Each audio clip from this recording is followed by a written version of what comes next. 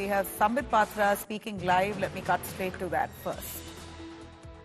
Of 99 and the game of arrogance, Rahul Gandhi जी का व्यवहार और राहुल गांधी जी के व्यवहार के कारण उनके पार्टी के सदस्यों का व्यवहार यह अक्षम्य है। यह कई बार दिल को चुभता है। यह मेरे सर को भी झुकाने के लिए बाध्य कर देता है कि हम उस सदन में बैठे हैं जो लोकतंत्र का सबसे बड़ा मंदिर है, सर्वाधिक महत्वपूर्ण स्थान है, मगर उस मंदिर में इस प्रकार की अहंकार, इस प्रकार की बातें और इस प्रकार का व्यवहार राहुल गांधी जी का। कल जाति पूछ लिया गया, इंसल्ट हो गया। पहली बात तो मैं यहां स्पष्ट कर दूं, मैं भी सदन में था और आप सब टीवी के माध्यम से सदन की गतिविधियों को देख रहे थे।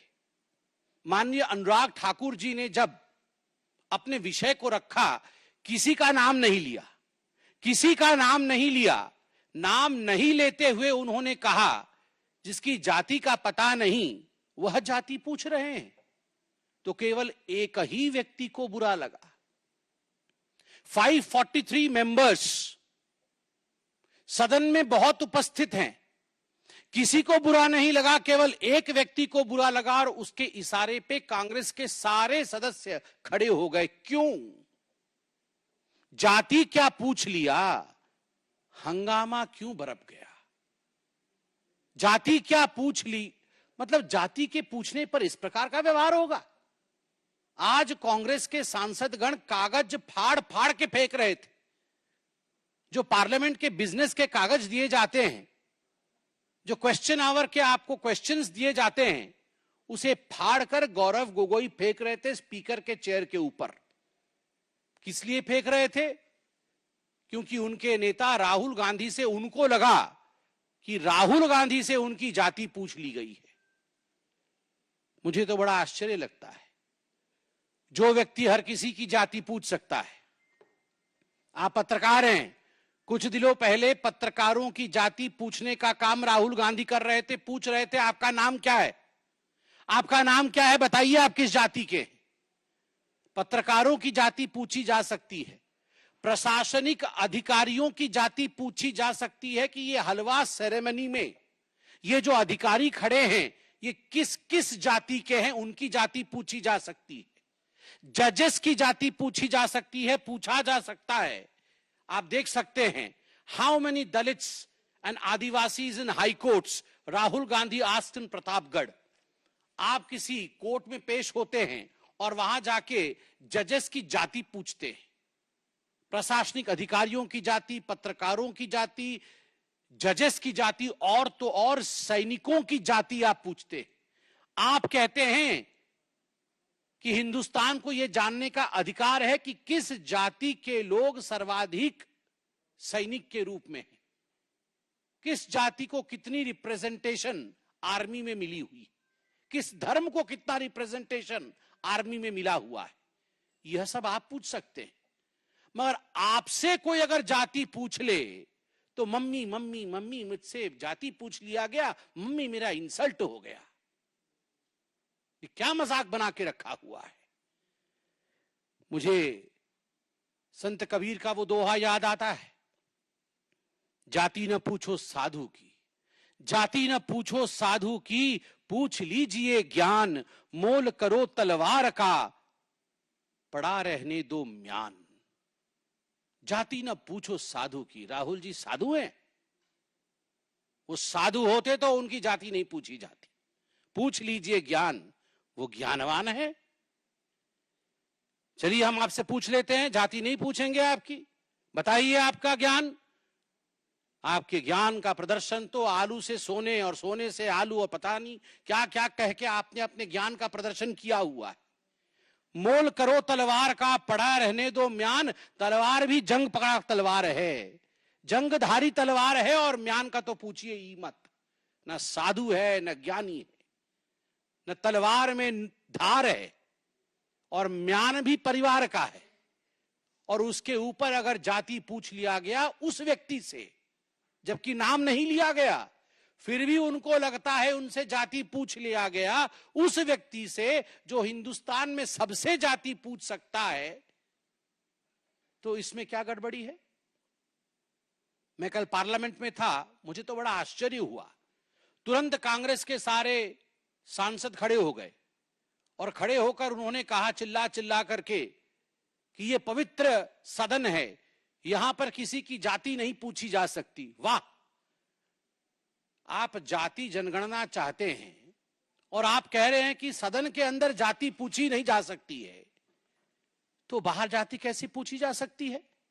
मतलब ये धरती पवित्र नहीं है, केवल सदन ही पवित्र है? अरे सदन भी पवित्र है, देश भी पवित्र है। आप लोगों ने कल कहा कि सदन के अंदर किसी की जाति पूछना ये इंसल्ट है, तो गणना कैसे होगी आप ये बता के दिखाइए। मुझे आश्चर्य होता है राहुल गांधी जी, मैं अभी वीडियो में वो बयान देख के आ रहा था जिस बयान में आपने प्रधानमंत्री जी के जाति को लेकर भी भ्रम फैलाने की कोशिश की थी। आप सबको याद होगा चुनाव के समय माननीय नरेंद्र मोदी जी के जाति को लेकर गलत टिप्पणी करने का प्रयास, कुलछित प्रयास राहुल गांधी जी ने किया था। आप प्रधानमंत्री की जाति पर टिप्पणी कर सकते हैं, मगर कोई आपकी जाति पूछ नहीं सकता। आप करे तो पुण्य और जनता करे तो पाप, ऐसा नहीं हो सकता है। केवल जाति पूछने का विषय नहीं है। मैंने जैसा आपको कहा, मैं पहली बार का सांसद हूं, भगवान जगन्नाथ की कृपा रही। मैं पीछे बैठता हूं और सब कुछ देखता हूं, मुझे आश्चर्य होता है।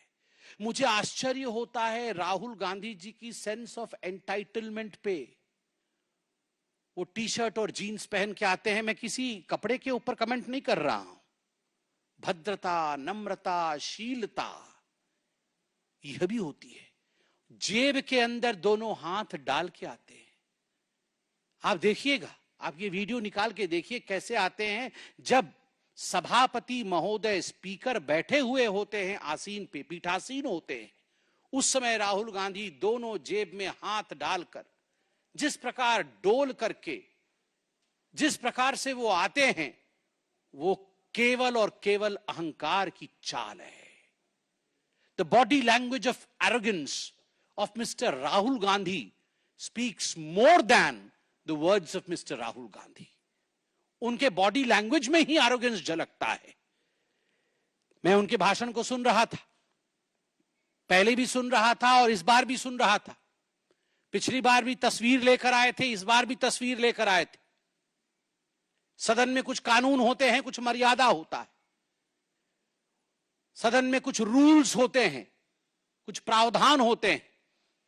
चाहे प्रधानमंत्री जी हो, चाहे एलओपी हो, चाहे कोई और सदस्य हो, चाहे मंत्रीगण हो, सभी के लिए कानून के अंतर्गत नियम, जिसको रूल्स कहते हैं, रूल्स के अंतर्गत काम करना अनिवार्य है। ये सदन की मर्यादा है। आप सदन में फोटो नहीं दिखा सकते हैं, किसी तस्वीर को आप इस प्रकार से नहीं दिखा सकते हैं और फोटो दिखा करके आप चिन्हित नहीं करा सकते हैं। बार बार कहने के बावजूद वो फोटो दिखाते हैं। बार बार कहने के बावजूद और समझाने के बावजूद कि ये कानून के खिलाफ है, राहुल गांधी अपने आप को रूल से ऊपर मानते हैं और स्पीकर महोदय का, पीठासीन स्पीकर महोदय का अपमान करते हैं। एक बार नहीं, हर बार अपमान करते हैं। अध्यक्ष महोदय सदन को चलाते हैं, अध्यक्ष के प्रति आदर होना चाहिए, मगर नहीं, राहुल गांधी जी का यह आदर मैंने कभी नहीं देखा है। और मैं बताता हूं अपने एक्सपीरियंस से, मैं देखता हूं राहुल गांधी जी की तरफ कैसे बैठते हैं। वो ऐसे बैठते हैं जैसे अपने घर के सोफा सेट पे बैठकर टीवी देख रहे, हाथ पसार करके, पैर उठा करके। अरे भैया, ये तुम्हारे परिवार का ड्राइंग रूम नहीं है राहुल बाबा, ये तुम्हारे घर का ड्राइंग रूम नहीं है। This is the democratic countries parliament, this is the highest temple of democracy of India. ये भारतवर्ष के लोकतंत्र का मंदिर है। आपने कभी नरेंद्र मोदी जी को, जो देश के प्रधानमंत्री हैं, आपने कभी उनको इस प्रकार से बैठे हुए देखा है? और मैं तो कहता हूं, इससे पूर्व के प्रधानमंत्रियों को भी कभी आपने ऐसे बैठे हुए देखा है? सोचा भी नहीं जा सकता है। एक गरिमा होती है, गरिमामय तरीके से बैठते हैं ये लोग। मगर राहुल गांधी जी को देखिए, पैर उठा करके, हाथ पसार करके बैठे हुए हैं, जैसे कि ये उनके घर का ड्राइंग रूम है। मुझे तो वो दिन भी याद है, मैं गुजरात में चुनाव के समय था। चुनाव चल रहे थे। इससे पहले के पहले बार सोमनाथ मंदिर राहुल गांधी गए थे। उनको किसने समझाया था कि बहुत मंदिर सभी लोग जा रहे हैं, आपको मंदिर जाना पड़ेगा, नहीं तो अच्छा नहीं होगा। तो सोमनाथ मंदिर गए थे और मीडिया की रिपोर्ट आई थी। संजय जी भी वहां मौजूद थे, अनिल बलूनी जी हमारे मीडिया इंचार्ज वहां मौजूद थे, बतौर प्रवक्ता मैं वहां मौजूद था। तुरंत फोन आया कि सोमनाथ मंदिर के जो रजिस्टर होते हैं, एक हिंदू वाला रजिस्टर होता है और एक नॉन हिंदू रजिस्टर होता है। राहुल गांधी जी ने अपना नाम नॉन हिंदू रजिस्टर में लिखवाया था। यह मीडिया की रिपोर्ट थी, मैं जाके वहां देख के नहीं आया था, मगर मीडिया की रिपोर्ट थी। हेडलाइन में फ्लैश हुआ, तमाम गुजराती चैनलों ने दिखाया कि नॉन हिंदू रजिस्टर में राहुल गांधी जी ने अपना नाम लिखा है। तुरंत हमने प्रेस कॉन्फ्रेंस किया और उसके कुछ दिनों बाद सुरजेवाला जी ने प्रेस कॉन्फ्रेंस किया कि ये जनेऊधारी ब्राह्मण है। वाह, हाँ, शर्ट के ऊपर जनेऊ पहना, कोट के ऊपर, शर्ट के ऊपर नहीं, कोट के ऊपर जनेऊ पहन लिया। वाह, ये सास भी कभी बहू थी सीरियल में ऐसे इच्छाधारी कैरेक्टर होते हैं।